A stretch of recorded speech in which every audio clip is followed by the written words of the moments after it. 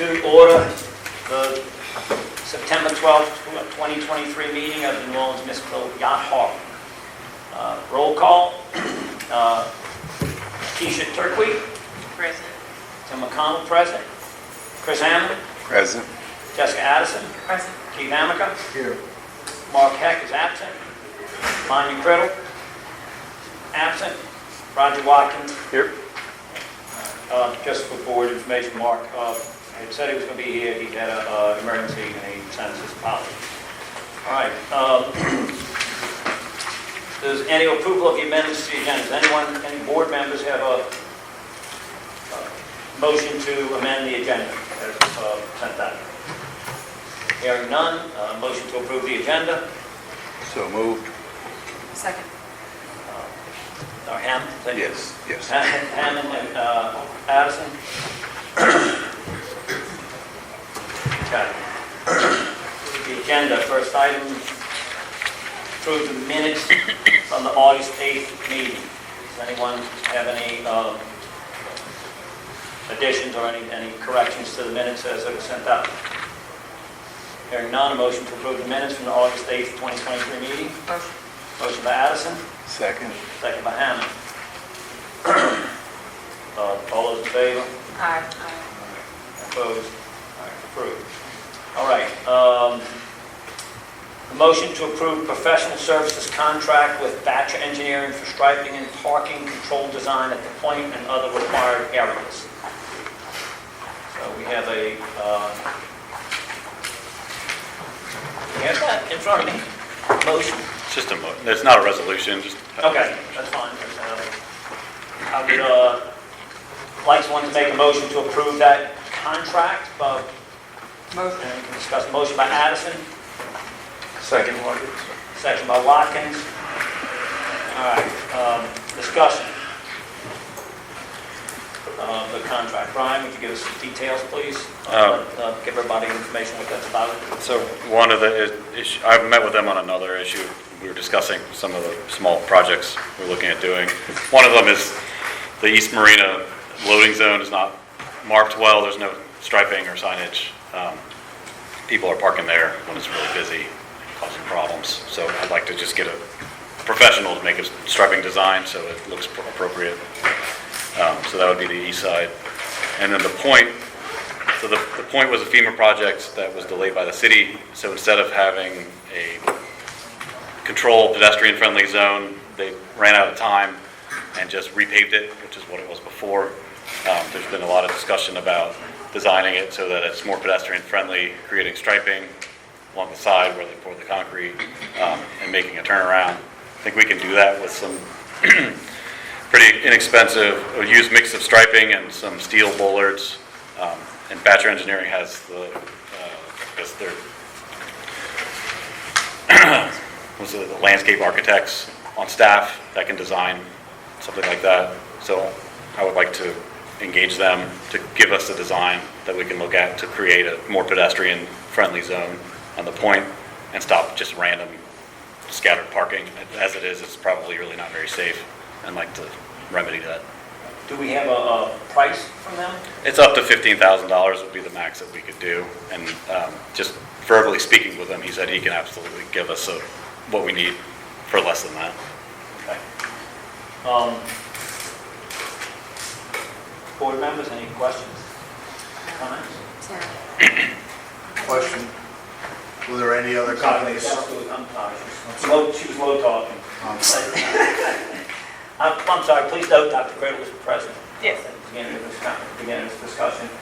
Jessica? It just occurred to me, I know the owner of Batcher personally. Should I not be the one to pass this motion? Yeah, you should Note that and abstain. So, I will remove myself from Mr. the Addison has conversation. a professional relationship, am I saying right, with Yes. Batcher Engineering through her occupation, so she's going to recuse herself from discussing or vote on this item. Keith? Were there any other companies for bids sought in the process? Typically, we don't do bids for professional service contracts under $15,000. And I guess for everybody's ease, Why did we select Batch over any other one? I mean, They've done a lot of work around the area. They did the entire survey of the west parking lot. They were involved with my parking pad, so they know the area. They already have drawings of a large Is it correct area. to say that they were under contract with subcontractors or subcontractors to the other contractors that did a lot of the redevelopment? As well as the city engaged them to do some work around here as well. So they're qualified in the sense that they've already done a lot of work and have a lot of the research ready.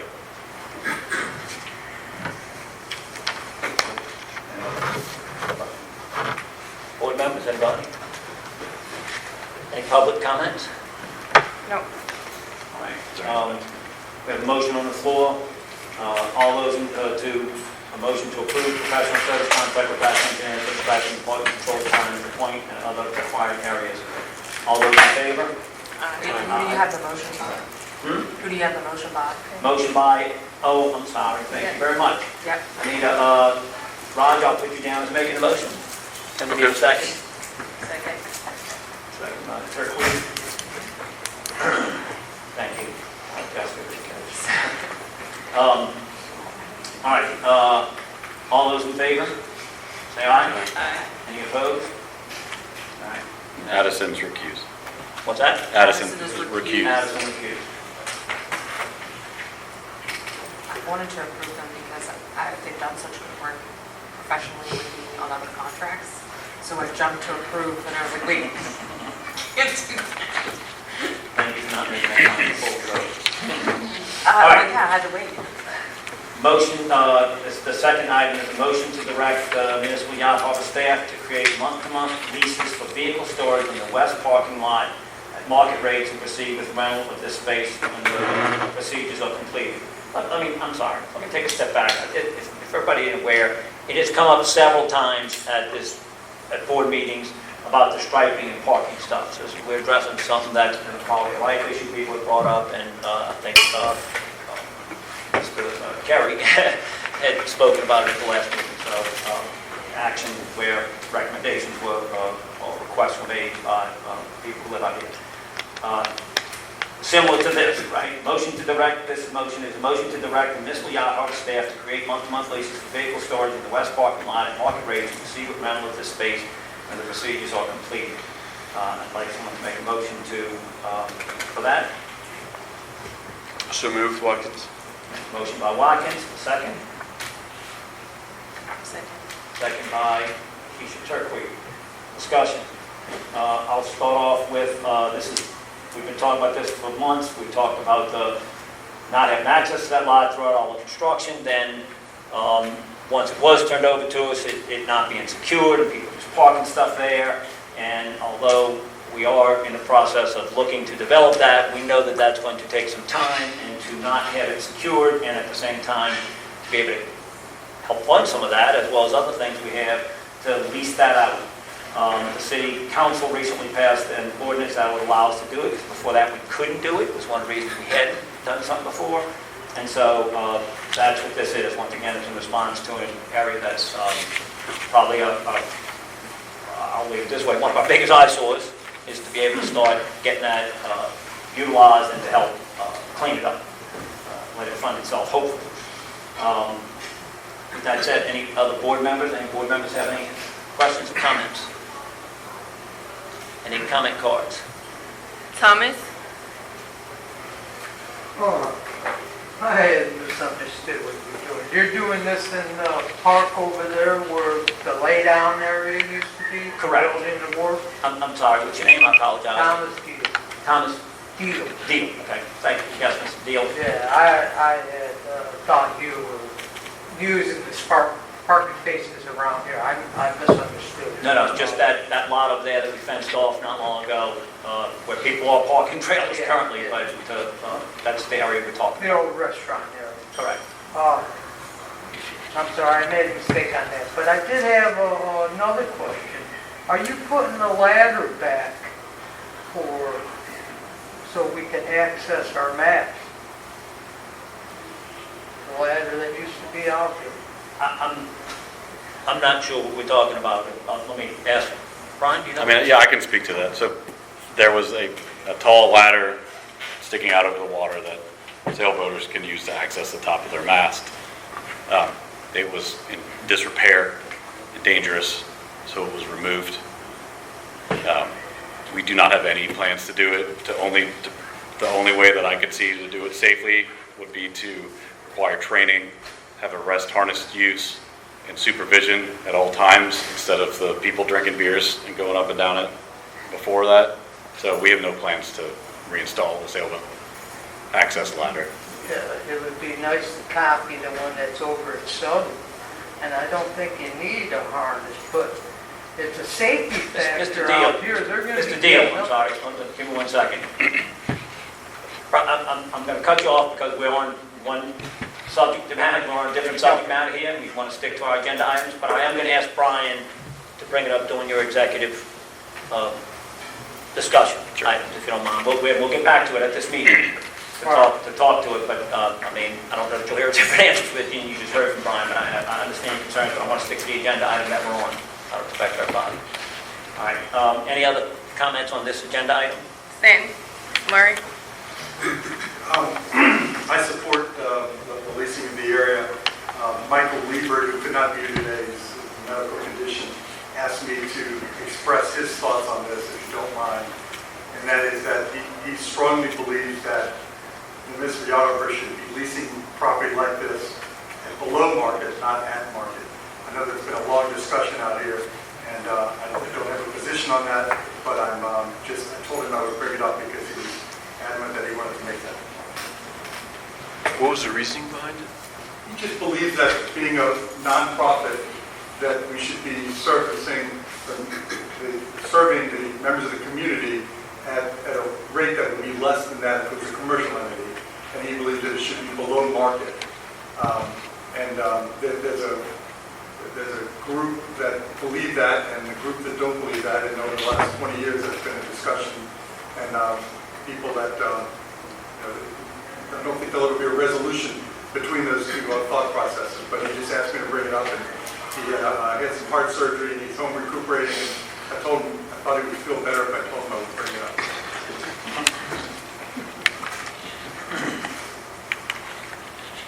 Do you have any board members want to comment on that? I have a question on that. Do we lease our slips at below market rates, or are they at market rates? They're probably below market rates. It's hard to look at the region because it's very complicated. But currently, slips at Pensacola are about 4 times what we are now. But we're similar to some of the Mississippi coast ones. But granted, we're in a much more metropolitan. There's a bigger draw here, so we probably should be higher than those, but we're not. So if you look at it right now, if you did a market analysis right now, I would say we're below market.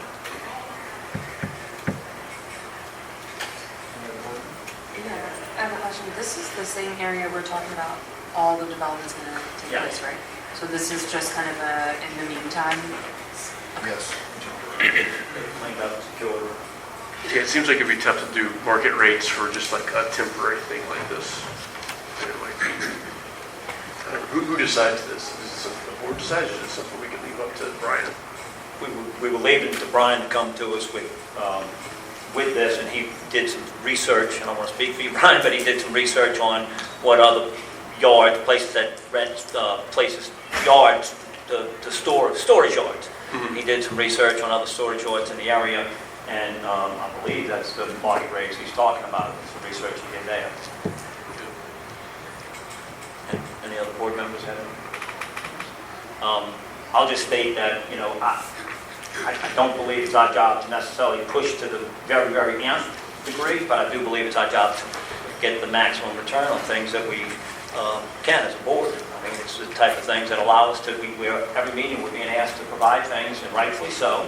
And raising revenue at something that somebody would pay more for to go further away. I think it's our responsibility to lease them for what the market rate is. Whether it's slightly below the market rate, we should keep it so we can get people in there. Yeah. But, And can I make that's my take. quick comment on market rate? doesn't mean what the guy next door is doing. Yeah. Market rate accounts for factors like, these are month-to-month leases, because Yeah. it's temporary. Market rate also accounts for, we're outside the flood protection system, so anytime there's a storm, you gotta get your boat out of there, or trailer, or whatever. So market rate accounts for all that. So, Gotcha. you know, I'm not saying that we're gonna be what next door is. I mean, probably, likely we would be lower, because there's issues. But that's market includes all of these factors. Gives you, gotcha. Okay. I just want to add on behalf of the Quality of Life Committee, just the condition of the cars, trailers, or whomever is going to be parking here. And then what are our requirements or, I think, mandates? Are we going to allow cars that are broken and look a certain way? And No. to be there? No. Like, are we going to have strict, okay, we can only allow these type of cars or in this condition? Yes. So is that going to be like in writing or in the lease? It would be in the lease. I'm assuming there's going to be some sort of like at your own risk. Yes. In this. The lease that you're proposing is going to go to our attorney, you told me. And last but not least, is the lease gonna have some teeth in it? Yes. Okay. We'll be able to tow these without having the city to do it. Right. So I just get lost. That's the idea. And look, let's face it, part of it is, and Brian, I'd ask that you consider this in setting the rates, right, the market rates. Part of it is, we're trying to get the trailers and boats off the street. Here's a viable option for you, do it. Because it has been a regular, at these meetings, a regular complaint, and rightfully so, I would say, from people to the Quality of Life Committee, and just to us as a board at this meeting, about people just parking trailers, and somebody else doesn't have a place to park their car. And so this will give people a viable option, and hopefully help us address that issue. All right. Any other comment cards? Any board members? Anything? And they won't be able to live in the trailers and anything like that. I'm just saying, because you have, that could happen. So as long as that too is in the lease, because we don't want that.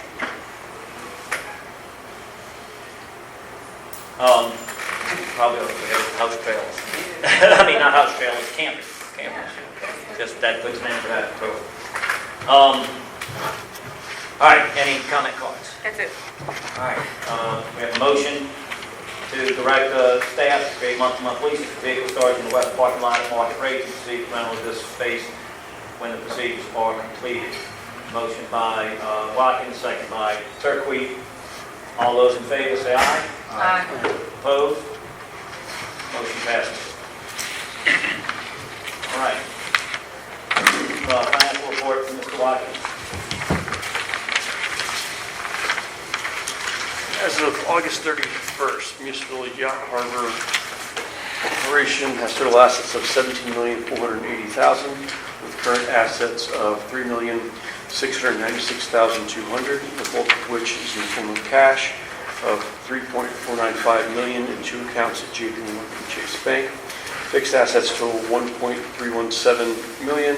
Other assets include lease receivable of $12,295,200 and deferred outflow of pension resources of $166,100. On the liability side, Yacht Harbor Corporation has total liabilities of $13,173,800, of which $409,100 are current liabilities consisting mainly of unearned revenues of $176,600, accounts payable and accrued expenses of $84,200, and accrued annual leave and sick leave of $138,300.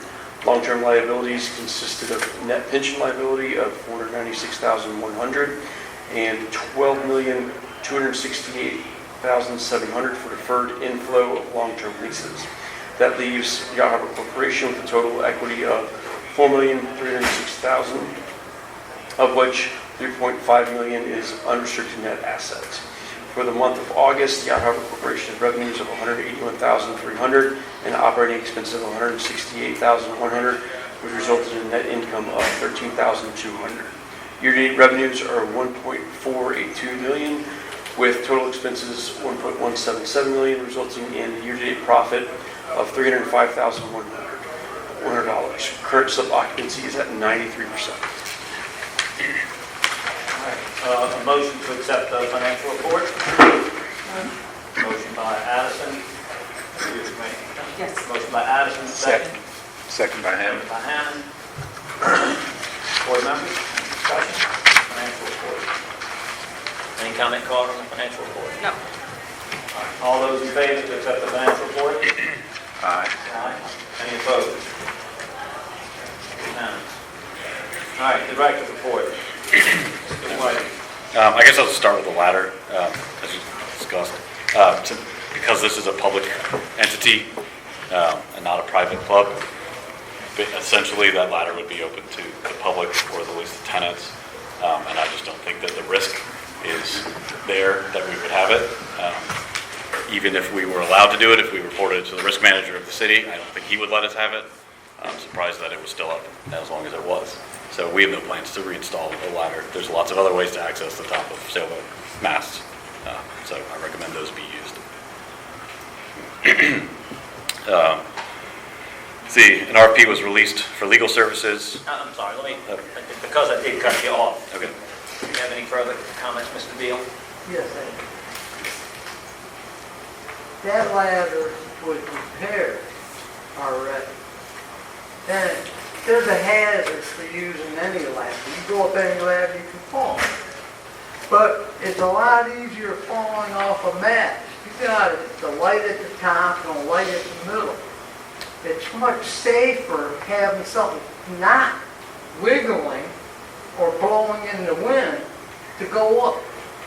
Now, Southern Young has redid theirs. They did a nice job on it. And it would not be hard to put railings and everything up there so you could reach out there and do it safely. Risk management, walking down the street, you're in trouble, especially in New Orleans.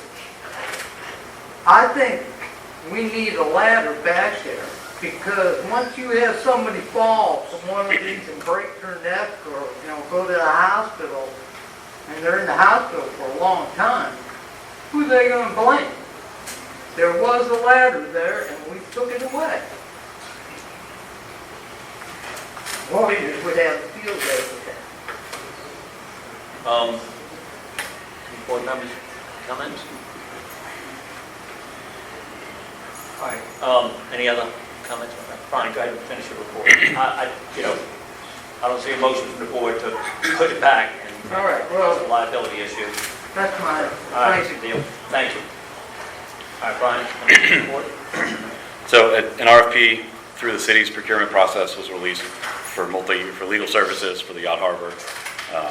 Did this because our existing contract with Stone Pigment is limited to 1 year and $100,000.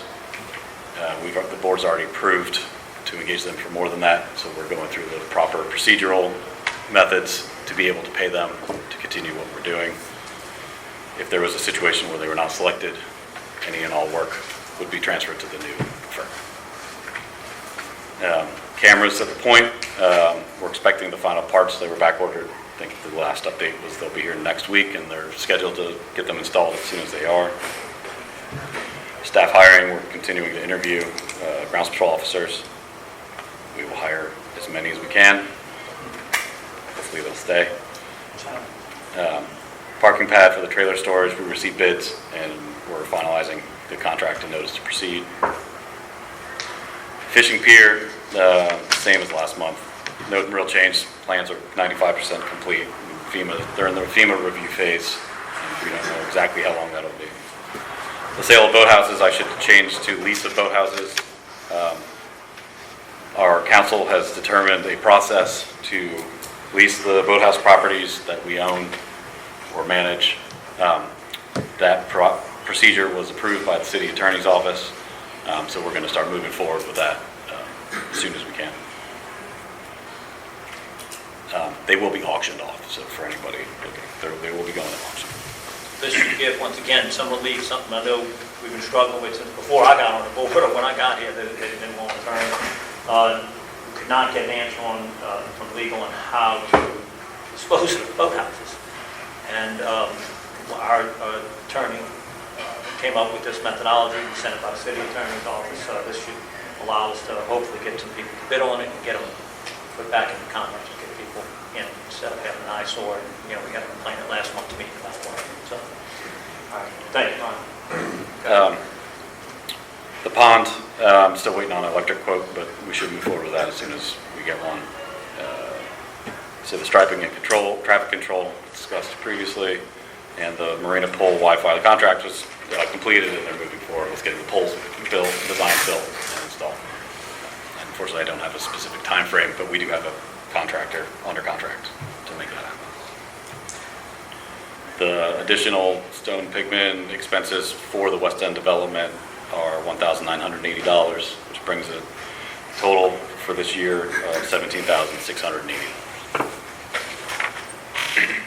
Any board members have any comments or questions? Keith, Emma? Brian, on the installation of the cameras, once the antenna are received, do we have a reasonable time frame it'll take to put the cameras up and get them operational? I mean, it's only like a couple days of work, so I wouldn't. So basically 2 or 3 days to do it. I would, And related to the Wi-Fi pole down there, is the network for the cameras going to be shared with the network that you'll make available to the boat owners? No. Or there'll be 2 separate? No, they're totally independent. Okay. A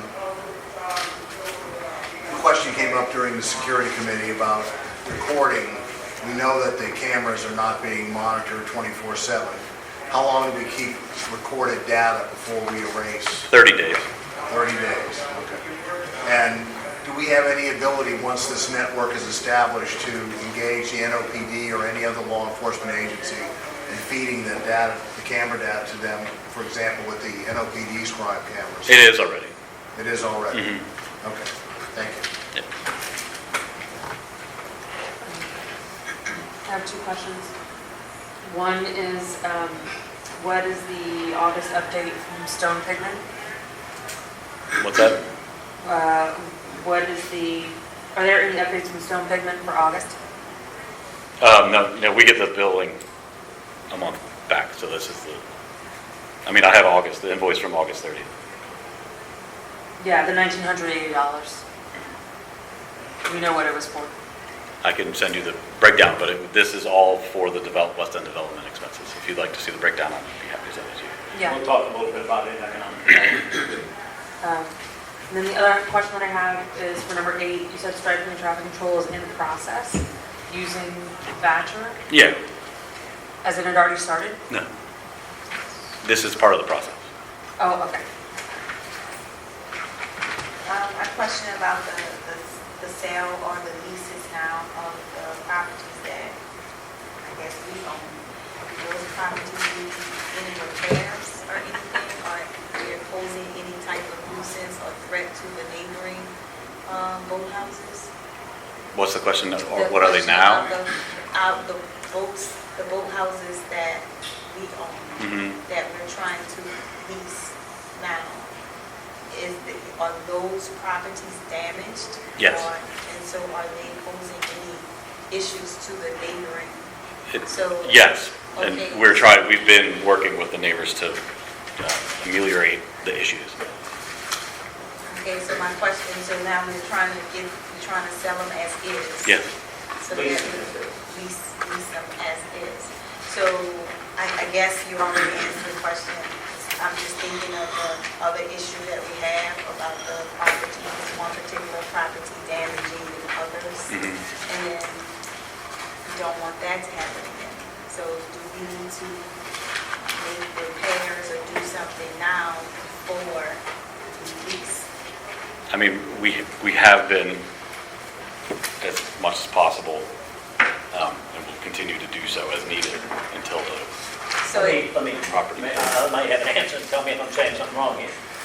The idea of this lease is like a triple net lease, right? Whoever comes in to lease it, or if we were going to sell it, we never could find a legal method to sell it, whoever comes in and leases it will be 100% responsible just as any other leaseholder, except this time, instead of just leasing a water bottom and having that building that they bought the lease from somebody else. We haven't sold, as Brian said, a property in 40 years. This is in a sense, instead of selling it, we'll be leasing it. They'll be 100% responsible for everything going forward. And I'm told the lease that we've confected is ironclad, as I'm concerned. Well, I don't know if I want to lease it if we got liability. And they're like, no, this lease will be 100% confected that whoever signs this lease, just like every other leaseholder, is 100% responsible for everything. On forward. Yes, we have been, I laugh when you ask, it's like, yes, we've been saying, we're the slumlords here, right? And people are complaining about it. Somebody, I think at last meeting, talked about it, somebody fishing off of that, our torn down building that has concrete there and stuff. So, yes, we're going to protect ourselves, but we don't intend, my understanding, other than keeping it secure until we get a lease, to keep payments out of the one that's still there, is to get it leased as quick as possible, and then it's 100% on the person who signs the lease to move forward and be held accountable to their lease to improve it and make it safe. So you think it's leasable? I mean, in a condition, I guess it depends on the amount of the lease, so it's probably significantly lower than cover the damage. Yeah, the auction will have a reserve, which matches the appraisal. As is appraisal. That is, as it is. Do you know that value? Can you share it? The appraisal's over 6 months old, so it will have to be redone anyway, so. But when it goes out to bid, to auction, it will have the reserve listed in there. So we'll have to get another. The point is, Are you excuse able to me, share but what the appraisal is? I don't remember. But to answer your question, you asked a question? They want to know the To appraisal. answer your question, we won't put it out for bid until we get another appraisal. It's not that we don't want to share it, but the reserve won't be what the old appraisal was, because it's 6 months old. We'll get a new appraisal. That amount will be in the auction documents. So yes, we will share it when the time comes, and sooner than later is our goal. But it's our understanding there'll be demand for it as is or whatever, and you guys should probably speak to that. Everybody in here vote house owner? Yeah, people. That's why they Do want you to think know. there's demand for it? Yeah. I think there will be. I would think you'll find somebody that wants it. If the 50 appraisal is the correct price, I think you'll have it. That's my belief. Much like when we keep talking feasibility studies, whatever people bid, we'll determine whether it's worth it. Yeah. I'm sorry. I just Chris had a Allen. question for Brian. Also on the cameras, in many cases, and it was brought up in the security meeting, that sometimes the public has a camera that will be for the good of the public where you can log on and see, it may be the actual dots, whatever it be, what people are doing there. Do we have a public camera where the public can log on to see what's going on in the area? Is that able to be done? We don't, I wouldn't tie that to the security camera system, but I mean, Just for the good of the public. I can so look at someone wants this, to sticking see. the camera off here and just giving a broad view. Just a I know broad the Yacht view. Club has one aimed at their dry storage. Yeah, and it was just brought up in the safety and security that in many cases, those cameras aren't monitored, or you want to see what's going on in the area, traffic, whatever it may be, people log on from the public to see an actual general area. And it Yeah, was like a just traffic camera. Yeah, just sort of like that, just public viewing, yes. I'll look as long as it's approved, I don't know. And my last question to you, I know it's not part of your report, should I save it until we go through to the security committee? Should I save it? Good call. Well, it comes back to you again. The question is, now we have a lot of people coming in, it was used, quote unquote, called, we have the homeless population that are coming in this area, and people are camping overnight. And this has been addressed before, but I thought it needed to be brought up again on how it's going to be handled when people camp out in the area overnight. And I know that we have our city rules, but we also, it was brought to my attention that we also have rules as well here that won't allow people to camp overnight. Can you elaborate on that? Because it was brought to me and I was completely caught off guard as to how we're handling it here in the actual. We can set rules for the park. People can't camp in the park. So they're breaking our rules. We can call the Leavenworth police, whatever, send them out. Okay, and my question is, it was told that actually we have an actual set of rules that have been drafted. Can law enforcement, can we use those rules to get law enforcement to act to usher people out that are camping overnight in this area? In the park. Okay. Parks. The public roads are the public roads, and the laws that govern the public roads would be in effect. So law enforcement would use the existing laws for the public streets of the city to determine what can and can't be done.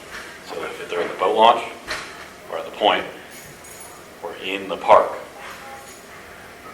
we can have them removed. Okay. But if they're parked on the street, It's like a camper. they have to follow the rules of the city. And we have to rely on the city to do whatever. Yeah, I mean, certainly our security can knock on the door and say, Yeah. move along, please, Yeah. but they don't. Okay. And we'll bring up some more because I think it deserves more discussion, but just not right now. Thank you. Any other board members, questions, comments? Public? Questions? None from Yes, me. I have a question. For security. No, this is director's report, so, right? This isn't security. No, Okay, we're going to come we'll get back back. to it with security. We'll come, He says we're not going to come back to it on security. Stan, your comment card is related to the executive director report or to safety and security? To the point that we just talked about, but I can wait till later. Okay, because he'll be giving a report. Wanna wait? Yeah, it's on there. Okay, Rules and Standards Committee. So the Rules and Standards Committee met at 6 o'clock today. We had a holdover from last month's meeting for Boathouse to approve some plans for Boathouse 86, 87, 88. We have a motion by committee in front of the board to approve the plans as per the recommendation from our architect. Any discussion on the plans? We got the blueprints, we reviewed them. Both our architect and the members on the board, we have more expertise in it, and recommend approval. Any discussion on that? Any public comments on that? No. All right, we have a motion on the table. All those in favor? Aye. Any opposed? Motion passes. All right.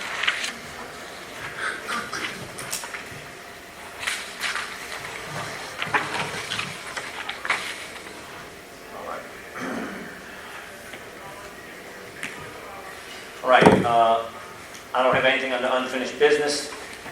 Economic development, did anybody submit a card on unfinished business? No. That might be overlooked. All right, Economic Redevelopment Committee.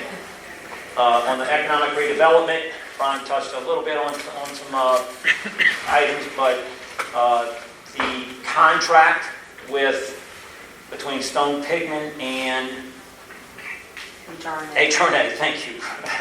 HRNA was signed the middle of last month after our meeting, and that, I want to be clear, last meeting it was asked whether it was whether they could get a copy of it. Somebody had asked the meeting to get a copy of it. My understanding from how it was constructed was that it was going to not be a public record, and the contract actually states that it's a private document, but public request was made, and the city attorney did release it. I don't see any problem with that. We will get it to all the board members to review. I will say this, that the contract is exactly what the proposal was. So we got proposals, we approved one for them to move forward with HRNA, and the contract is laid out exactly, the items that they said they would do. Item number 1, item number 2 is what the contract says it's going to do. It came in at the price that they had said they would, and actually Stone Pigment, hopefully earning their money, actually got them to where, so when it comes time for the final, whatever it may wind up being, whatever the contract or developer winds up being, that was an open-ended for the fee for the negotiations, an hourly rate for negotiations. Stone Pigment negotiated that to be capped out at a maximum of $40,000. So, of course, before we could have had this open-ended contract, with an hourly rate up to $460 an hour. They got the consultant to cap it. So if we choose to utilize them for that second phase, we know the maximum they can cost us as opposed to having this open-ended negotiations. So, plus there was a fee in there for traveling, and they got them to include that in their contract. So, I feel like it's exactly what it was, and it'll be available for people to see because it was released by the city attorney. the timeline, Brian, correct me if I'm wrong, at this point, they're getting ready to start having their first meetings between HRNA and Pigment to start moving forward. They're giving them all the documents that they may need, everybody keeps them about the past feasibility studies.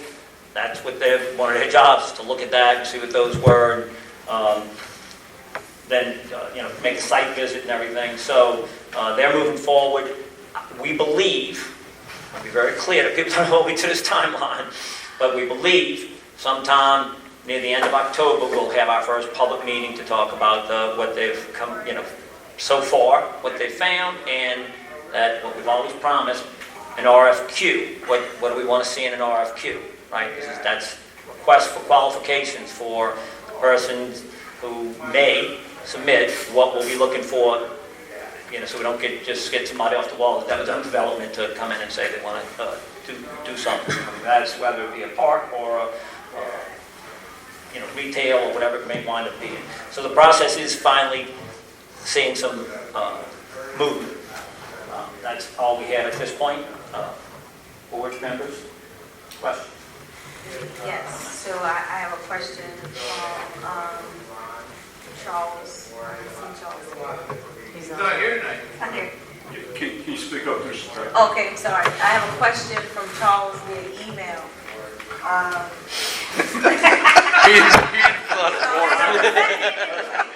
It's not a We forum. allow the comments that are in the box to go first. I mean, I'm just saying. I mean, should I ask? I would tell you, I almost shut down Mr. Murray by saying, board meetings we're public, we have to be here, we don't have remote meetings. To say, people don't come to meetings and make comments for other people.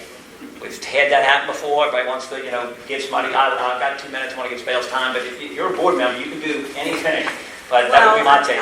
But It's go ahead. part of the quality committee, so I feel obligated to ask the question. Okay. I would think you're setting a precedent for people who, anybody email a comment to a This is the board member. last time I'm doing it. Don't ask me. Go ahead. But I think the question is asking about the relationship between Jefferson Parish and New Orleans as it relates to this. We're spending, is Jefferson Parish a part of, I guess, spending money on the contract? Because it's going to be shared. I know that part we don't know, but the actual development is going to be shared between Jefferson and Orleans.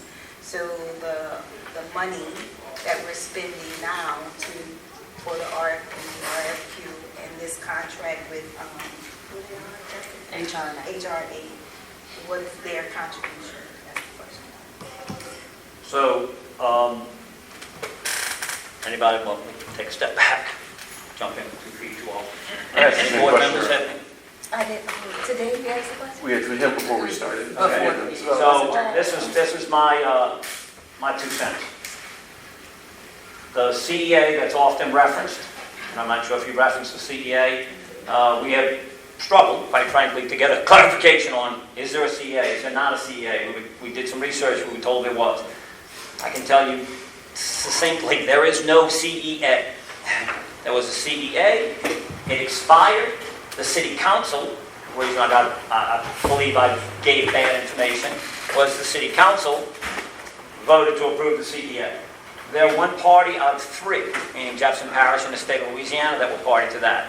Neither the state nor Jefferson Parish chose to renew it. So it is dead as of June last year. There is no CEA. As far as cost, I believe that at some point there will have to be another conversation, because the CEA, I would tell you, I've read it several times, the crux of it is Jefferson Parish wants money, for rightfully so. They have some land there, so any development. And so I think an agreement will have to be done. The land that's on Jefferson Parish's side versus the land here, the city, meaning the city, not this board, the city has a lease with the state of the property that they then pass an ordinance for us to manage on their behalf. The state has property that's right along the waterfront there, that's in Jefferson Parish. They do not have an agreement or lease currently. So, there will have to be something confected, or we'll have to say the development can't use any of that property, which doesn't seem realistic.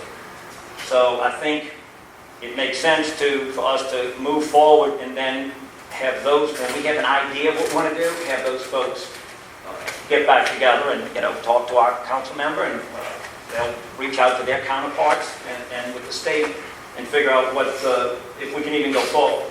But what happened is they did that without any information from us or moving forward. Both parties have expressed through that CEA that they want to see something move forward, but I don't want to comment as to why it didn't move forward at this point, why it didn't move forward. But that's what I know about it. And so should we be asking money? If we're asking money from Jefferson, yes, we probably should be asking money from the city too. But they'll have to confect a tax, which is what the CA did, a taxing district so they can collect revenue along with the city. Something that had never existed before for this, when it was there previously. So I think there will be another CEA, but right now it's not there. The point you just made was the one that stuck out to me. We're not spending Orleans money right now or Jefferson money. We're spending the assets and the capital of the municipal yacht harbor in this step. Right, I guess the reason why he's asking if this board is approving money that will benefit Jefferson. So we already ahead and we put this amount down, and you come in at the end, then so then that makes me think about another question about this board and our relationship with Jefferson. Like, should they be here and having conversations and be a part of what happens? So I don't know if that's our job to do that, or is that something that comes later? Because I can imagine getting and spending money and getting to a point, and Jefferson comes in at the end and could stop, hold up, could kind of hold some of the work that we've done instead of having them here in the beginning. So that's just, again, I'm new to all of this and trying to figure it out, but it seems like if we're sharing space and we should be making decisions together. But I don't know if that's a part of what we do on the board by inviting them in. So I don't know. And then last question, on behalf of Charles, would the contract be available public? It is available public. He was the public records request. He's the one that submitted the public record. He had 10 more questions. You want to go through them? No. No, because the Got the one was same email? dated was 2019. We're not going to entertain it in 2019.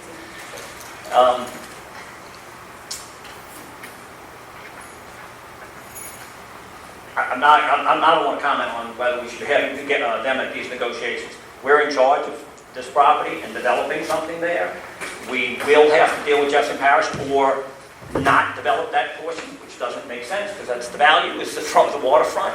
And so I think we should continue down, my recommendation is we continue down the path, find out what we believe should go there, and then get the city council, Jefferson Parish, and the state to work on what their agreement should be. They had a CEA and no action happened. This is a question I've got. Why did they do anything? Because they had no idea what's going to go there, which is what will dictate how much they ask for and how much the city's willing to give. So I think it's practical that we would move forward and try and get off of zero where we are to see where this development, what potential there is in this development, and then ask them to move forward with confecting the tax agreement, because that's really what it is. They got the CEA, which will allow them to create a taxing district, which will allow them to share revenue. Short of that, they got to go past statutes every time they want to do something. They did a governmental CEA, so they could do it without having to keep going about and passing laws to move forward. They passed a law that said they could do a CEA.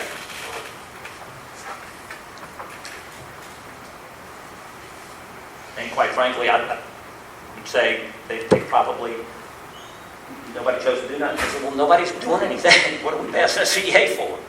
We do something, we bring them a proposal and say, this is what we're proposing. You need to get your CDA going. All right, Other comments? Any comments from the board? Questions? Public comments? Carrie?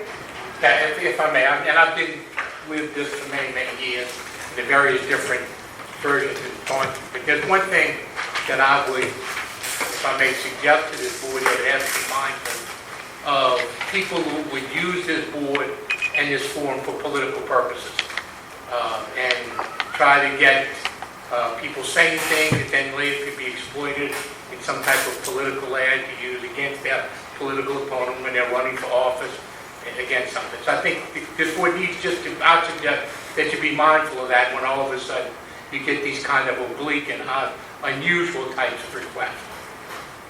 As far as the cooperative endeavor agreement, I think the chief's exactly right. It was moved along and then it got stuck because the property was still not ready for development. Things weren't ready to move forward, and things kind of just died on the vine. But he said something that I think this board should really, really take a closer look at, and that was mentioned some time ago. Jefferson Parish does not own any of that land. It is land that is located in Jefferson Parish, but it is owned by the state land office. The land in Orleans Parish is also owned by the state, but controlled by the city under that agreement. I think that it would behoove this board to think about going and solidifying that piece by seeing if this board can get, or the city can get, a lease from the state land office for that remainder of the portion. Now, you might have to then deal with Jefferson zoning rules, that type of stuff, but then you would have complete control of the parcel that's there. And I think that was mentioned many years ago by someone, and kind of just another one of those things that died on the vine because the project wasn't moving forward. But the project's ready to move forward. And I think that this board should think about perhaps that being something to go to the city to see if the city would do, because it would certainly make things, I think, a lot more manageable. And so I would suggest that y'all think about that.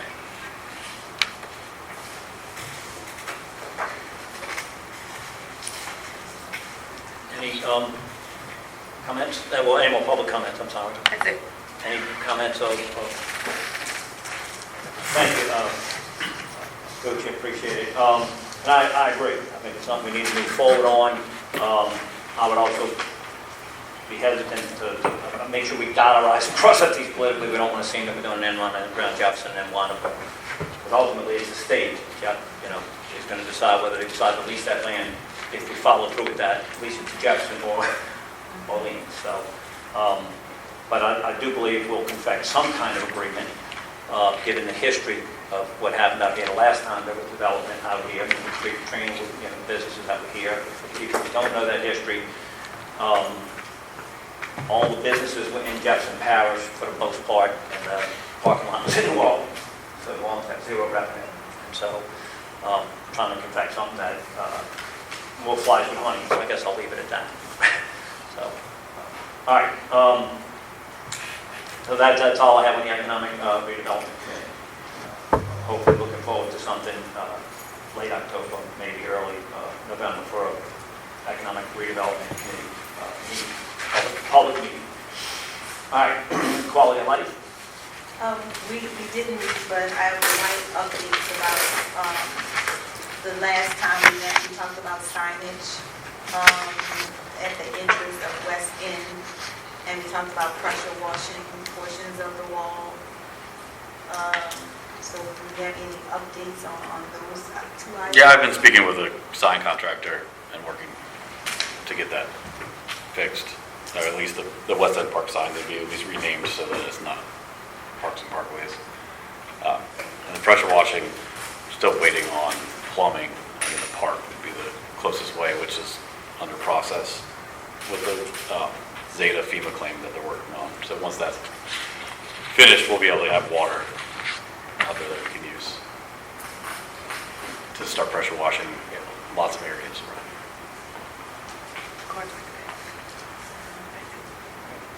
Any comments or questions from the board? Ma'am, are you submitting a card on quality of life? I would like to, I didn't know. Okay, no, I'll give you time. I saw you approaching there and the card was at the back. Yeah, I would also echo the emails, right? So everybody got an email, and I would tell you to be cautious about, there are people who come to this meeting and ask the exact same question at every meeting again and again. We're kind of forced to answer it at a public meeting because what I believe there's some, I don't know, my vocabulary ain't good, I'm a stupid firefighter. The subterfuge of making you answer the same question 50 different times, then while it's being recorded, and then put it on a website to show, look, you're not being, to catch one little word out of, and that has been going on. And so an email was sent out, and it said, oh, here's all the emails I sent to Tim McConnell, but I will tell you, it's not all the emails you sent to Tim McConnell, it's a portion of the emails, and some of those want the whole email, or pieces of an email that's sent to Tim McConnell. I wouldn't call, in my opinion, that might be somebody who's dishonest, but, I don't call somebody a liar in a meeting, but repeatedly making comments that then have to rebut at the meeting and say, well, that's not true, and no response. So, well, that wasn't said. Is anybody on the board aware of that ever happening? No, it just passes like nothing. So be aware. But we can't respond to a quorum in those emails. I agree. Let me rephrase. I'm asking a question because the email rules confuse me. But am I understanding State that statute. It's state statute. Okay. If you have more than, if you have a quorum, which in this board, a full quorum, if all board members are on it, is 5 people. Right. It's a quorum, and you can't start having people answer questions with a quorum in the email. Right. So when we get an email from anyone, Charles or anyone, if we cannot respond with with a quorum of board members. Okay. So I would like to, given that, and given this, since it was, it's about things that have just come up, I would like to propose, and we'll get a motion to discuss this, it would have to be unanimous, that board members... in the amendments to the agenda, sir? Yes, it would. Okay. But you can never amend the agenda without a unanimous vote of the board. I don't know if it's an executive thing, but I would say this. I'd like to add an agenda item to discuss rolling quorum emails. I think it's important enough. I think there's been enough confusion. The chair doesn't generally make motions, but I'll make the motion if I can get a second to discuss the rolling quorum and emails. A second. Or a second from Watkins. All right. I believe, from my experience on previous public boards, that when we get questions of the nature that we got recently in the past couple of weeks, which was, 20 emails attached to it and 10 questions, every single question with a lead-in of, it is my understanding that, someone told me that, I believe that, Jefferson Council did this, crime is up and horrible, so here's my question. All baited questions, in my opinion, that what other boards have done is you have an executive director. All emails should be going to that person who answers them, and if he sees fit to come to the board then addresses it at a public forum. Every board member get an email and then sending one to this one and to that one and trying to get us to answer questions that I truly believe will later be published somewhere to try and say, well, or to divide and conquer this board.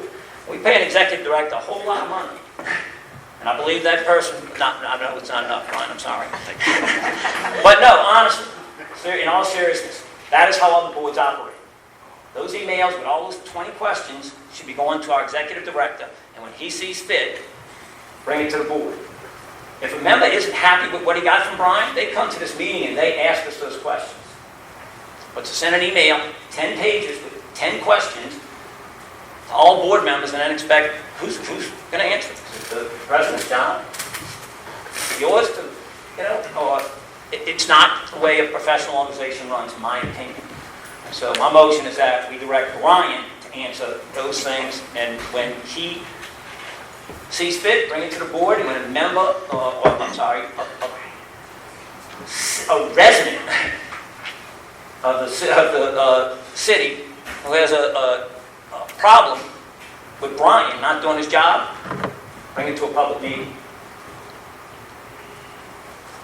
Sorry, Brian, but that's my motion. We have a motion on the floor with a second. I'd like to open it up for discussion.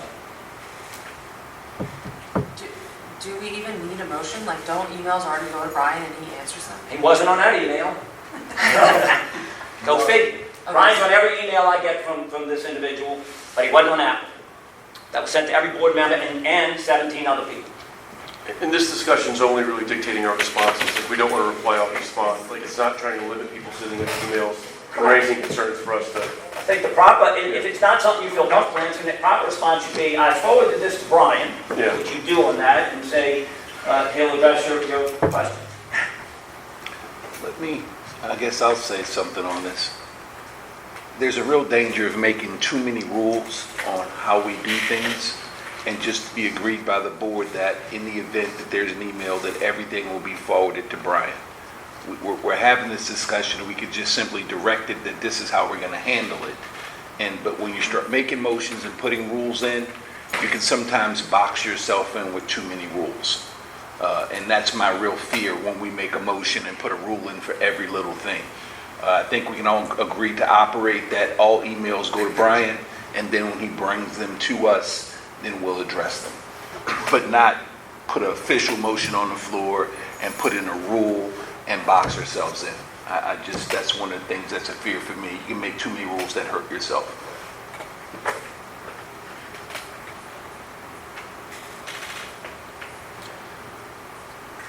Any other comments or questions from board members? I agree with Chris, mostly because I'm going to forget in like 3 days. I'm going to get an email from somebody and I'm going to be like, shoot, I didn't respond. I was supposed to forward it to Brian. Dang it. Or I'm going to be like, respond all. Crap. I think I just broke the rules. So I would rather not have another rule to break, given my clumsiness with the email reply all. It's good to have a best practice, and I'd encourage everybody to send emails still to us, because, I mean, even Charles' email raised some questions that I wasn't sure on and brought up some topics for us to discuss, so I would still encourage emails, but know that we can't maybe respond all to them. And I would say that some of the questions that I read, I wanted to know. And it wasn't just, I don't know, it could be totally political, but it was questions that made me say, I wonder. And so I guess I could have called Brian and say, what's the answer to this question? But to me, the question was so loaded that I don't know if it was going to be a quick response, and it needed the board to be able to respond to it, especially the history of what has happened before that I'm not aware.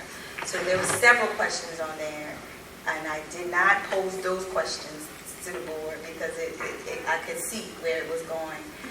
But those 2 questions that I did ask, I think that I wanted to know the answer, and perhaps, other board members needed to know the answer. I also don't want to send the message to the public that, like, the board's not going to do anything, like, we're going to send it to Brian. Like, I don't want that to be the message that we give. Like, that's the whole reason that we created these email addresses, or it's one of the reasons.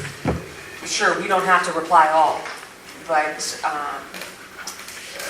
we don't have to give off that impression, I think, with that. I think I said that. Any other board members? There's a new agenda item. Did anyone have any cards, submit any cards? We got one going in right now. I think it's, I'm speaking before you call me. Is that for this item? Yeah, it's not email. Sunny.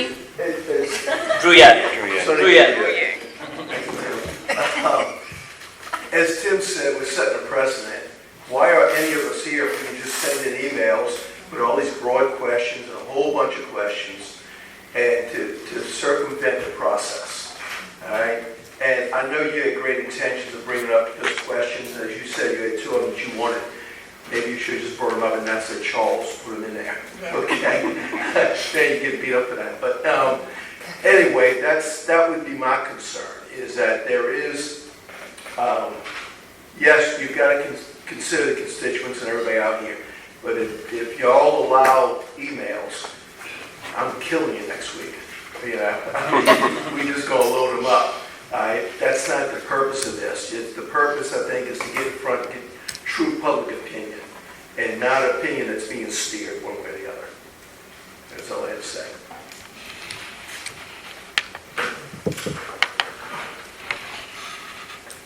Ms. Robbins? There's a comment from Ms. Berger. Yeah, I was going to get back to that, because I apologize, we skipped Was two. that for quality of life? As we went down this rabbit hole, Okay. I promise you, as soon as this discussion's over, I will get back to you, because your question should have come first, and I apologize for that. So I thought of that as sick, we called them, son. Any other questions, comments from the board? I'll close by just making the comment that I believe we should get lots of feedback from the public, and if the public sends you an email, it should be information, not demanding answers to questions that should be done in a public forum. And that's what an executive director is for. If you know people who sit on other public boards, I would encourage you to ask them how they handle this exact situation. And I'm fine if we don't take a vote on this. I'll withdraw my motion if that's what people see fit, but I think we absolutely, to Chris's point, but cautious about a rolling quorum, and encourage emails that provide information to help you make a decision. But the emails I read that we're talking specifically about this email, which if you printed out was probably 40 pages, 50 pages, was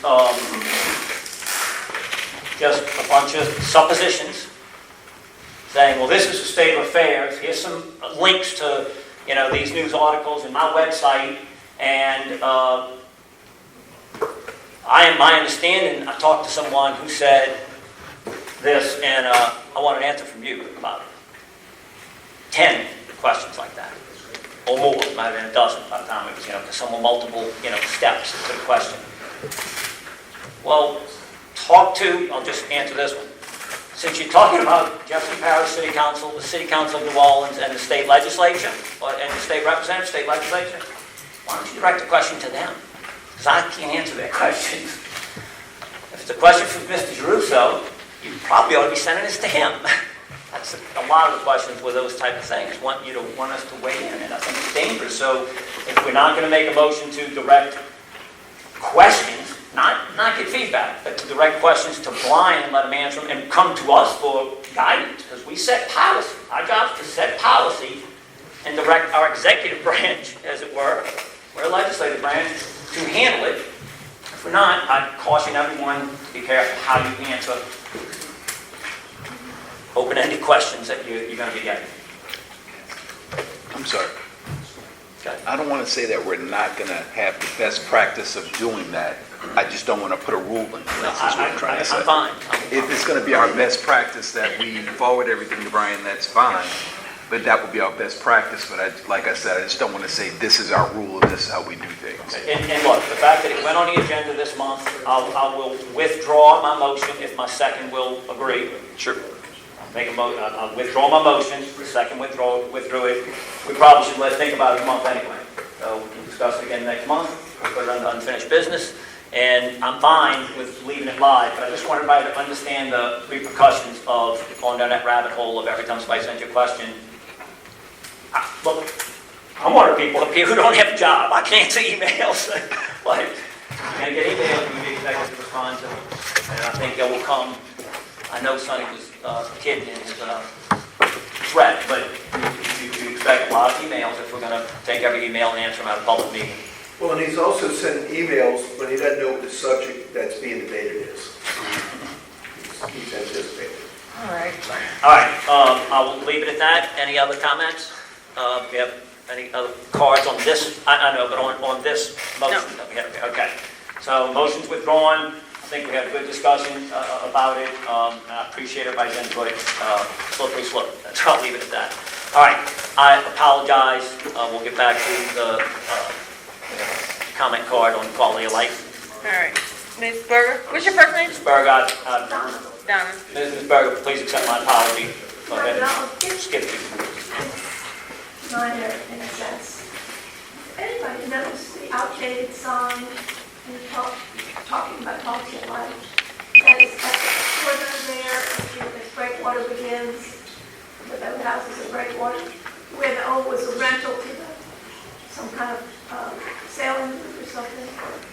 There's a sign that says boating classes, and it was predated Katrina. Is that the power squad? Oh, yeah. The trailer right here, Okay. right? Yeah, is it current? That's the power squad, Active right? sign, Yeah. or is it more of an outdated? No, they're active. They are? Okay. So the sign that reads voting classes is going on? Yeah.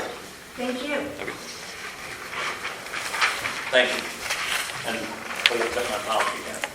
All right, that's the Quality of Life Committee. Nothing else, move to Security and Safety Committee. We had a meeting today at 5:30. One of the key things that we talked about was our actual terrorism policy that we have here. I did speak with Brian. I think Mr. Emica, he walked out a minute ago. The question we had was, is the actual terrorist policy required? And if so, what entity requires that policy? I'll have to check if it's required.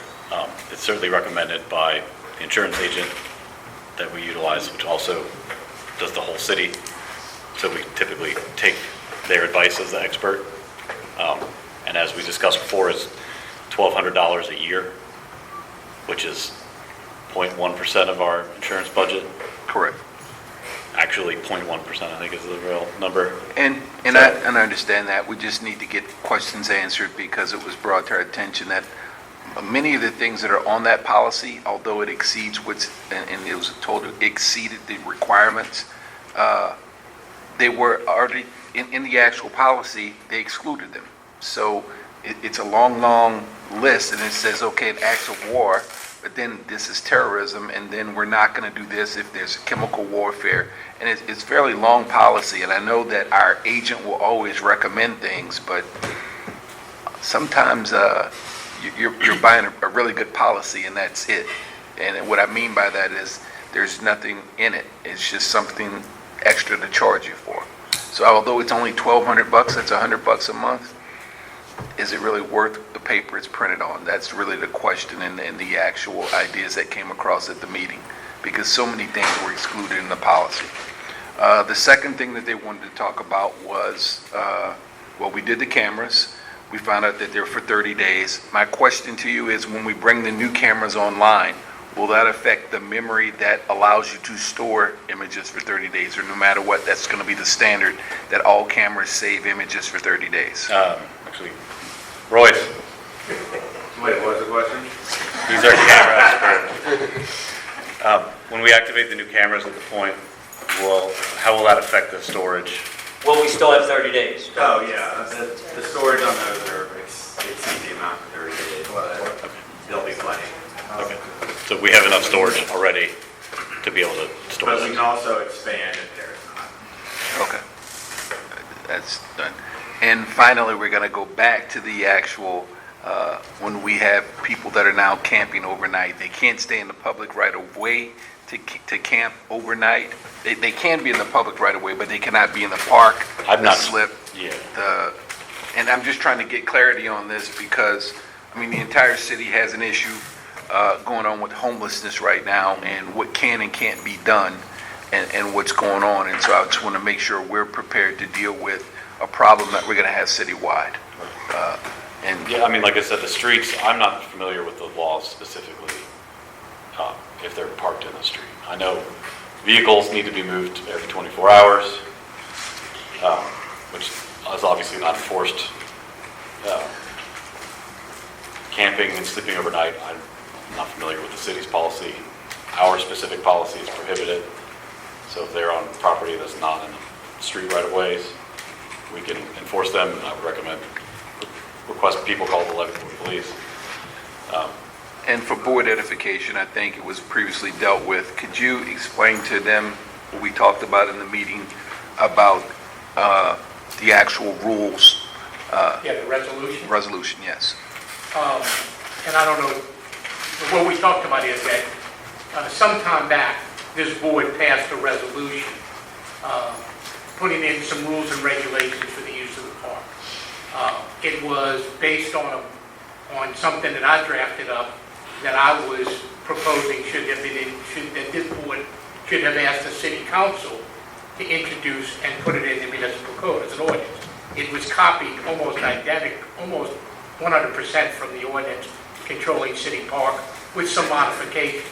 My understanding was that this board, and it was the board before y'all, although the chief might have been on the board at the time, just coming on, that the city attorney's office said you don't really need an ordinance because you have a lease that says you control this area.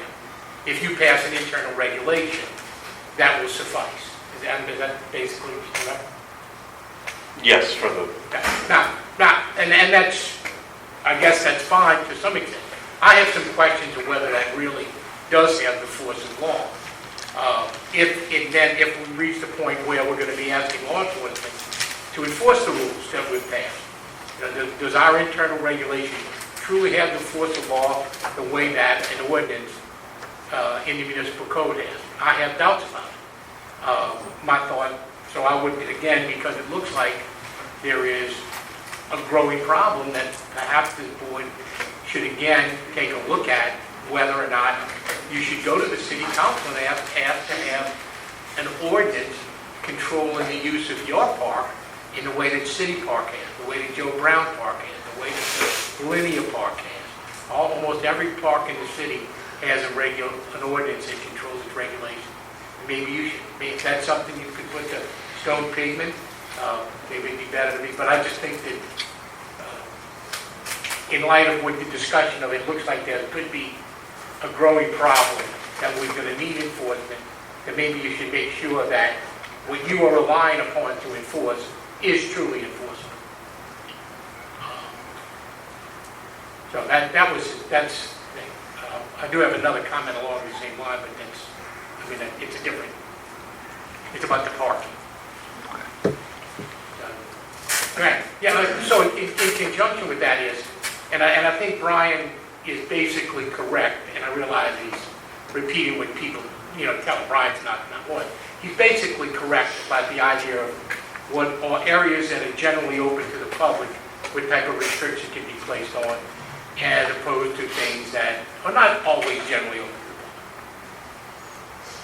public. The municipal code has tens and tens and tens of pages of parking regulations.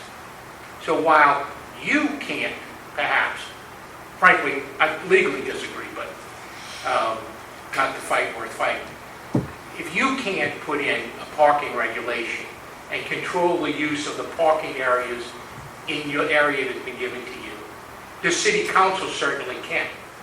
And if the idea is that there is a threat to the quality of life and the safety of the use of the park here, by the way in which you're concerned that parking will be taking place, then again, I think you can go to the city council and ask that there be that in the parking ordinances, there be a section for the municipal yacht harbor to do and put it in. And now it does have the force of law. And it's not done by you, but done by the city. And they'll tell you there's tens and tens and, I don't know, maybe hundreds of pages of parking. Sure. But again, I know what I would want, not necessarily what you would want. And I think obviously it has to be. Gary, I appreciate, I know we're well past 2 minutes, and I'm fine. But I can't see the clock anymore, but I know. well, Chris invited him to speak. I'm sorry. Very good. Correct. Sorry. But that was basically. I would say, well, any board members, comments? I would like to direct Brian, I'm directing, look into this, get Stone Pigment to look into because it's always bothered me, why can't we just tow the freaking cars? We can't get the city to tow them. People come to the meeting again and again about it. Now we're providing an option for people to be able to put that thing, whatever it is they want to store. Can you talk to them and see about both the park regulations, do we believe that our rules have the force of law? The last thing I want is someone calls NOPD to come out and enforce our rules, and they go, that's not an ordinance. You may get away with it once, the lieutenant's going to tell them, hold up, Or they you ain't got no authority to do that. Or they enforce it, you wind up in a lawsuit. Right. So both the park regulations, do we need our own ordinance, and is there a way for us to handle our parking since it's the city, just like it charged us with, we are the city, so at CEA, we're the city representative in it. Are we the city representative on these streets, and can we do something about it? I know we've talked to parks and the parking enforcement about it, but remember, I worked for the city a long time. Your question meant if their answer was yes, they had to do more work. If their answer was no, it wasn't. It was less work. I'm always skeptical of that answer. I'm not impugning whoever gave you the answer. I'm just saying it's worth us getting an independent opinion on it. Let's look into that. And the answer was correct under the general parking regulation, but there are tons and tons and tons of specific parking regulations that y'all could try and have your own. Right, so we could just simply hopefully get somebody to carry an ordinance and get it passed that says we have a right to enforce it.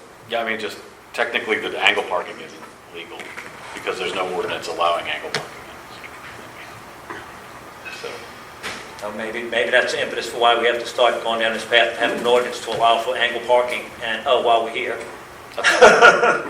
let's while we're doing this, that's my take. It's worth looking into because it is the quality of life issue here. All right. I don't think we need a motion on that. Brian's going to investigate it. If we want to have to take an action to, ask the council, to do something, we'll bring that before the board. All right. Mr. Hammond, That's everything. Any further? That's everything. I'd like to circle back since Keith, you out the room. We have public comment. I'm sorry, I just want to give Keith an opportunity. He was out in the room when we talked about terrorism, and I know it's been something he's been interested in. So he discussed the terrorism on coverage on the policy. Did you have anything you wanted to add to that? Well, like I said at the meeting an hour ago, I got my hands on a copy of the policy this morning, been reading it, and it appears to be that there's so many exclusions in there related to an act of terrorism, including chemical, biological, radiological, cyber warfare, and defining exclusion of acts of war. And in many cases, act of terrorism can be considered an act of war. And in my reading of it today, it makes me wonder what's the purpose of the policy, since in many, many, many, many cases, an act of terrorism, as it exists, would be considered an act of war and therefore not included by the policy. It costs us $1,200 and some odd a year. I understand it gets renewed annually. The copy I have expired in June, but I've been told it's been reissued with the same coverage. But I have more questions to ask of whether we really need this policy, but it's not going to save us an enormous sum of money. I don't know whether it's mandated, it's required, we have to have it for some reason. I just read in it that I don't see that there's a lot of benefit for having the coverage, since the Lloyds of London can declare anything they want as an act of war and not be covered. And then things that really would be act of terrorism and acts of war, things like chemical warfare, biological warfare, cyber warfare, and radiological warfare, that is nuclear events, all are excluded by the policy. So there's not a lot to be called an act of terrorism that they can say is really an act of terrorism. I don't see the point, but I have more questions to ask about it. Is it your read from reading it, and I'll confess I only read the one sentence, the paragraph about the coverage, which was very short, but I didn't go read the stuff. That somebody else, like Lloyd, could say that was an act of war without Congress or the President declaring war? Yeah, and in fact, the language, I'll be happy to share. No, I'm not looking to get into weeds on it. I thought only the President or Congress could declare war. Not only, it doesn't have to be a declared war, it can be a warlike act. Okay, so that's In fact, under already- the laws of armed conflict, we haven't had a war in the United States under the law of armed conflict since we declared war on the Japanese and the Germans and the Italians. Right. They call conflicts. All those other things are technically conflicts. The laws of armed conflicts define what are acts of war. And in many cases, just like President Bush declared the attack on the Pentagon, the World Trade Center, as an act of terrorism, that was an act of war. And in doing so, he declared stateless actors, Al-Qaeda, no government involved, as committing an act of war, which we use to initiate a conflict, also known as a war, in Afghanistan to overthrow that. That's as broad an example as I have. And the language in here, where it doesn't have to be a declared war, it can be just a warlike act. You know, if Boys of London says that any particular act that you might call terrorism, like the 9/11 hijackers, they can declare it an act of war, and it's not covered. So that war clause has been around for a while. That's what caused me to say, how could we issue a terrorism policy unless they've eliminated the war clause? And they did not. It's very clear in there that war is excluded. Warlike acts are excluded. So Warlike act as opposed to a declared war. Right. You don't have to declare war to have a warlike act. That's fine, no, good clarification. I'm thinking like in a storm, but the name of storms, things don't happen. Exactly. Okay. I thought about all that too. That answers my question. Any other board members? We have a comment card? Yeah. Terry, was that your question? No. Thank, Yes, thank you. The reason I brought up the issue with Chris's committee today about the security was that this week we had a gentleman sleeping on the corner of West End and Lake Marina Avenue at the end of the levee. And that was Sunday, and we've had multiple people in cars spending the night in Shelter One with their signs that say no overnight parking, but we're having people living there regularly. The levee board of police are called regularly, and their tone right now, their acting policy is not to deal with it.